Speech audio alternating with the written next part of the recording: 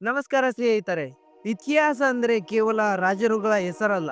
ಅದು ಕಾಲದ ಪ್ರವಾಹದಲ್ಲಿ ಮರೆಯಾದ ವೀರರ ಸಾಹಸದ ಗಾಥೆ. ಭಾರತ ಇತಿಹಾಸವನ್ನು ನಾವು ಓದಿದಾಗ ಹೆಚ್ಚಾಗಿ ಉತ್ತರ ಭಾರತದ ಮೌರ್ಯರು ಅಥವಾ ಗುಪ್ತರ ಬಗ್ಗೆ ಕೇಳುತ್ತೇವೆ.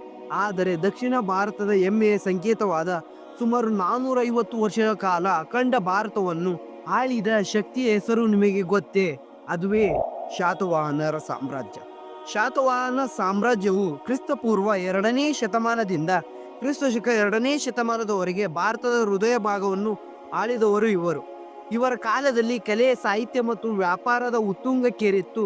ಆದರೆ 1ನೇ ಶತಮಾನದ ಆರಂಭದ ವೇಳೆಗೆ ಈ ಸಾಮ್ರಾಜ್ಯವು ಕವಲೊಡೆದಿತ್ತು.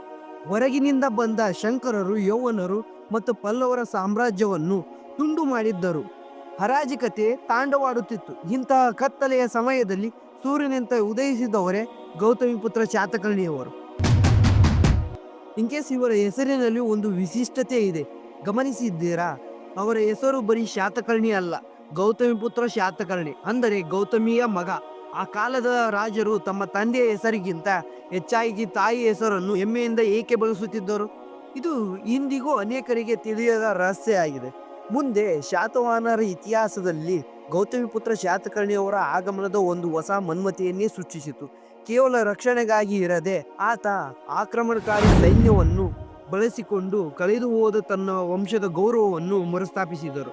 ಶಾತಕರ್ಣಿಯವರ ಸೈನ್ಯದಲ್ಲಿ ಚದುರಂಗವನ್ನು ಬಳಸುವುದರಲ್ಲಿ ಆನೆ, ಕುದುರೆಗಳು, ರಥಗಳು ಮತ್ತು ಪದ್ಧತಿ ದಳ ಅಂದರೆ ಅವನ ಶಕ್ತಿಯ ಅಸಲಿ ರಹಸ್ಯವಿದ್ದಿದ್ದು ಅವರ ವೇಗದ ದಾಳಿಯಲ್ಲಿ.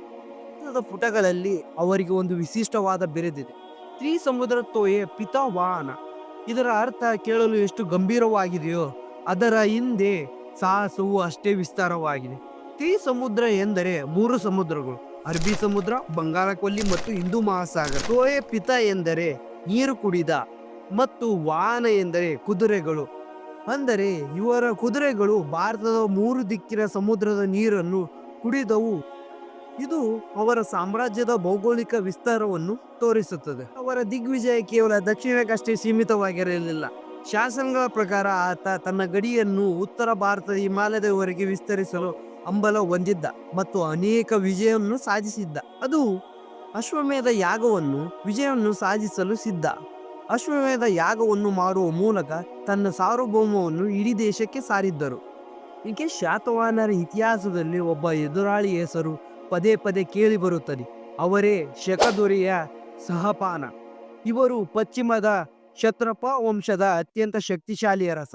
ಶಾತವಾಹನರು ವಂಶದ ಅಸ್ತಿತ್ವವನ್ನು ಅಳಿಸಲು ಸಂಚು ರೂಪಿಸಿದ ಸಹಪಾನ ಅನೇಕ ಬಾರಿ ಪ್ರದೇಶವನ್ನು ವಶಪಡಿಸಿಕೊಂಡಿದ್ದರು. ಆದರೆ ಈ ಅವಮಾನಕ್ಕೆ ಉತ್ತರ ನೀಡಲು ಒಬ್ಬ ವೀರ ಕಾಯುತ್ತಿದ್ದ. ಅವರೇ ಗೌತಮಿಪುತ್ರ ಶಾತಕರ್ಣಿ. ಇದು ಕೇವಲ 2 ರಾಜ್ಯಗಳ ನಡುವಿನ ಯುದ್ಧವಾಗಿರಲಿಲ್ಲ, ಇದು ಕಳೆದು ಹೋದ ಗೌರವದ ಮರಳಿ ಪಡೆಯುವ ಐತಿಹಾಸಿಕ ಸೇಡಾಗಿತ್ತು.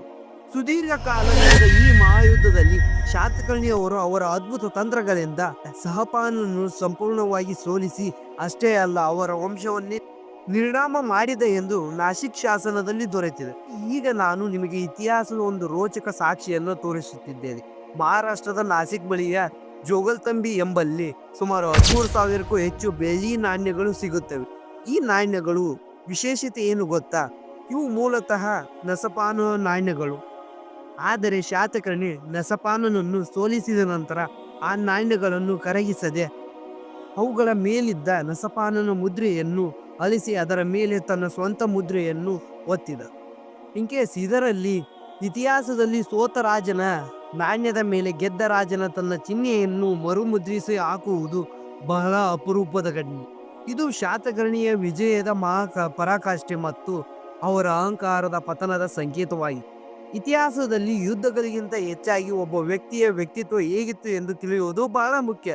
ಗೌತಮಿಪುತ್ರ ಶಾತಕರ್ಣಿಯ ಮರಣದ ನಂತರ ಅವರ ತಾಯಿ ಗೌತಮಿ ಬಾಲಾಶ್ರೀ ಅವರು ನಾಸಿಕ್ನ ಗುಹೆಯೊಂದರಲ್ಲಿ ಒಂದು ಸುದೀರ್ಘ ಶಾಸನವನ್ನು ಕೆತ್ತಿಸುತ್ತಾರೆ. ಇದು ನಾಸಿಕ್ ಪ್ರಶಸ್ತಿ ಎಂದು ಕರೆಯಲಾಗುತ್ತದೆ. ಪ್ರಶಸ್ತಿ ಎಂದರೆ ಹೊಗಳಿಕೆ. ಒಬ್ಬ ತಾಯಿ ತನ್ನ ಮಗನ ಸಾಧನೆಯನ್ನು ಜಗತ್ತಿಗೆ ಸಾರುವ ಅಪರೂಪದ ದಾಖಲೆ ಇದು. ಈ ಶಾಸನಗಳಲ್ಲಿ ಅವರನ್ನು ಕೇವಲ ಒಬ್ಬ ವಿಜೇತೆ ಎಂದು ಕರೆದಿಲ್ಲ, ಬದಲಿಗೆ ಅಸಾಧಾರಣ ಬಿರುದುಗಳಿಂದ ಅಲಂಕರಿಸಲಾಗಿದೆ. ಅದರಲ್ಲಿ ಪ್ರಮುಖ 2 ಬಿರುದುಗಳೆಂದರೆ ಏಕಬ್ರಾಹ್ಮಣ. ಇದರಲ್ಲಿ ಕೇವಲ ಜಾತಿ ಎಂದಲ್ಲ, ಬದಲಿಗೆ ಧರ್ಮದ ಏಕತೆಯ ರಕ್ಷಕ ಅಥವಾ ಅಪ್ರತಿಮ ವಿದ್ವಾಂಸ ಎಂದು. ಕ್ಷತ್ರಿಯ ದರ್ಪವರ್ಧನ ಅಹಂಕಾರಿಕ ರಾಜರು, ವಿಶೇಷವಾಗಿ ಶಂಕರರು ಮತ್ತು ಇತರ ವಿದೇಶಿ ಆಕ್ರಮಣಕಾರರು ಗರ್ವವನ್ನು ಅಡಗಿಸಿದವನು ಎಂದು. ಹೀಗೆ ಈ ಶಾಸನದ ಪ್ರಕಾರ ಶಾತಕರ್ಣಿ ಸುಂದರವಾದ ಮುಖವನ್ನು ಹೊಂದಿದ್ದ ಮತ್ತು ಅವರಿಗೆ ಆನೆಯದಂಥ ಗಂಭೀರವಾದ ನಡೆ ಇತ್ತು ಮತ್ತು ಅವರ ಬಾವುಗಳು ಶಕ್ತಿಯುತವಾಗಿದ್ದವು. ಆದರೆ ಅವರ ಅಸಲಿಗೆ ಶಕ್ತಿ ಇದ್ದಿದ್ದು ಅವರ ಶಿಸ್ತಿನಲ್ಲಿ. ಆತ ಪ್ರಜೆಗಳ ಸುಖವನ್ನೇ ತನ್ನ ಸುಖವೆಂದು ನಂಬಿದ್ದ ಮತ್ತು ವರ್ಣಾಶ್ರಮ ಧರ್ಮವನ್ನು ಮರುಸ್ಥಾಪಿಸಿದ ಶ್ರೇಯಸ್ಸು ಅವರಿಗೆ ಸಲ್ಲುತ್ತದೆ. ಈ ಗೌತಮಿಪುತ್ರ ಶಾತಕರ್ಣಿಯವರ ಕಾಲ ಕೇವಲ ಯುದ್ಧಗಳಿಗೆ ಸೀಮಿತವಾಗಿರಲಿಲ್ಲ. ಅದು ಭಾರತದ ಚಿನ್ನದ ಯುಗ ಆರಂಭವಾಗಿತ್ತು. ಶಾತವಾಹನರ ನಾಣ್ಯಗಳ ಮೇಲೆ ಅಡಗಿದ ಚಿತ್ರವನ್ನು ನೀವು ಗಮನಿಸಿದ್ದೀರಾ? ಇದು ಅವರ ಸಮುದ್ರದ ಮೇಲೆ ಹೊಂದಿದ್ದ ಆಧಿಪತ್ಯಕ್ಕೆ ಸಾಕ್ಷಿಯಾಗಿದೆ. ಪಶ್ಚಿಮದ ರೋಮನ್ ಸಾಮ್ರಾಜ್ಯದೊಂದಿಗೆ ಶಾತವಾಹನರು ಬೃಹತ್ ಒಂದು ಮಟ್ಟದ ವ್ಯಾಪಾರ ಸಂಬಂಧವನ್ನು ಹೊಂದಿದ್ದರು. ಅದು ರೋಮನ್ ಮಾರುಕಟ್ಟೆಯಲ್ಲಿ ಭಾರತದ ಮಸಾಲೆ ಪದಾರ್ಥಗಳಿಗೆ, ವಿಶೇಷವಾಗಿ ಕಪ್ಪು ಮೆಣಸಿಗೆ ಚಿನ್ನದಷ್ಟೇ ಬೇಡಿಕೆ ಇತ್ತು. ಇವುಗಳ ಜೊತೆಗೆ ಮುಸ್ಲಿಂ ಬಟ್ಟೆಗಳು, ಮುತ್ತುಗಳು ಮತ್ತು ರತ್ನಗಳು ರೋಮನ್ಗೆ ರಫ್ತಾಗುತ್ತಿದ್ದವು. ಪ್ರತಿಯಾಗಿ ರೋಮನ್ನರು ಭಾರತಕ್ಕೆ ಬಂಗಾರ ಮತ್ತು ಬೆಳ್ಳಿಯ ನಾಣ್ಯಗಳನ್ನು ಸುರಿಯುತ್ತಿದ್ದರು. ಅಂದಿನ ರೋಮನ್ ಲೇಖನಿ ಪ್ಲೇನಿ ಭಾರತದೊಂದಿಗೆ ವ್ಯಾಪಾರದಿಂದಾಗಿ ರೋಮನ್ನ ಬೊಕ್ಕಸೇ ಖಾಲಿಯಾಗಿತೇ ಎಂದು ಕಳವಳ ವ್ಯಕ್ತಪಡಿಸಿದ್ದ. ಎಂದರೆ ನೀವೇ ಊಹಿಸಿ ನಮ್ಮ ಆರ್ಥಿಕತೆ ಎಷ್ಟು ಸದೃಢವಾಗಿತ್ತೆಂದು. ಈ ವ್ಯಾಪಾರಕ್ಕಾಗಿ ಕಲ್ಯಾಣ ಮತ್ತು ಬೂರಜ್ನಂತಹ ಬಂದರುಗಳು ಅಂತಾರಾಷ್ಟ್ರೀಯ ಕೇಂದ್ರವಾಗಿದ್ದವು. ಶಾತವಾಹನರ ನಾಣ್ಯ ಪದ್ಧತಿ ಬಹಳ ವಿಶಿಷ್ಟವಾಗಿತ್ತು. ಅವರು ಚಿನ್ನ ಮತ್ತು ಬೆಳ್ಳಿಯ ನಾಣ್ಯಗಳ ಜೊತೆಗೆ ಕೋಟಿನ್ ಅಂದರೆ ಸೀಸಾ ಮತ್ತು ತಾಮ್ರದ ಮಿಶ್ರಣ ಎಂಬ ನಾಣ್ಯವನ್ನು ವ್ಯಾಪಾರಕ್ಕೆ ಚಲಾವಣೆಗೆ ತಂದಿದ್ದರು. ಇದು ಸಾಮಾನ್ಯ ಜನರಿಗೆ ವ್ಯಾಪಾರ ಮಾಡಲು ಸುಲಭವಾಗುವಂತೆ ಮಾಡಿತ್ತು.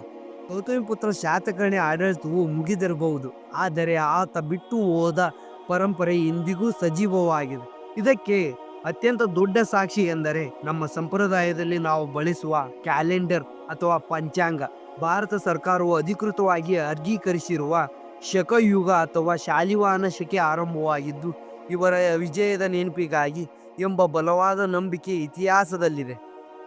ನೋಡಿ, ಇಲ್ಲಿ ಶಕದೊರೆಗಳನ್ನು ಸೋಲಿಸಿದ ಧರ್ಮವನ್ನು ಎತ್ತಿಡಿದ ಶಾತಕರ್ಣಿಯ ಈ ವಿಜಯವು ಎಷ್ಟು ಮಹತ್ವವಾಗಿದ್ದು ಎಂದರೆ ಇಂದಿಗೂ ಯುಗಾದಿ ಹಬ್ಬದ ದಿನವೂ ನಾವು ಹೊಸ ವರ್ಷವನ್ನು ಈ ಶಾಲಿವಾಹನ ಶಕೆಯ ಮೂಲಕವೇ ಲೆಕ್ಕ ಹಾಕುತ್ತೇವೆ. ಇದು ಕೇವಲ ಒಂದು ರಾಜನ ಗೆಲುವಲ್ಲ, ಇದು ದಕ್ಷಿಣ ಭಾರತದ ಸಂಸ್ಕೃತಿಯ ಪುರಾವೆಯ ಸಂಕೇತವಾಗಿದೆ. ಇಂದಿನ ಕಾಲದಲ್ಲಿ ನಾವು ಶಾತಕರ್ಣಿಯನ್ನು ಏಕೆ ನೆನಪಿಟ್ಟುಕೊಳ್ಳಬೇಕು? ಆತ ನಮಗೆ ಕಲಿಸಿಕೊಟ್ಟಿದ್ದು ಸ್ವಾವಲಂಬನೆ, ಮಾತೃಗೌರವ ಮತ್ತು ಅಖಂಡ ಭಾರತದ ಕನಸು. ದಕ್ಷಿಣ ಭಾರತದ ಶೌರ್ಯವನ್ನು ಇಡೀ ದೇಶಕ್ಕೆ ಸಾರಿದ ಈ ಮಹಾನ್ ಅರಸನ ಕತೆ ಇಂದಿಗೂ ಯುವ ಪೀಳಿಗೆಗೆ ಸ್ಫೂರ್ತಿಯ ಸೆಲೆಯಾಗಿದೆ. ನೋಡಿ, ಈ ವಿಡಿಯೋ ನಿಮಗೆ ಇಷ್ಟ ಆಗಿದೆ ಅನ್ಕೊಳ್ತೀನಿ. ಇಷ್ಟ ಆದರೆ ಈ ಚಾನಲ್ನ ಸಬ್ಸ್ಕ್ರೈಬ್ ಮಾಡ್ಕೊಳ್ಳಿ. ಮತ್ತೆ ನೆಕ್ಸ್ಟ್ ವಿಡಿಯೋದಲ್ಲಿ ಸಿಗೋಣ. ಓಕೆ ಫ್ರೆಂಡ್ಸ್, ಬಾಯ್.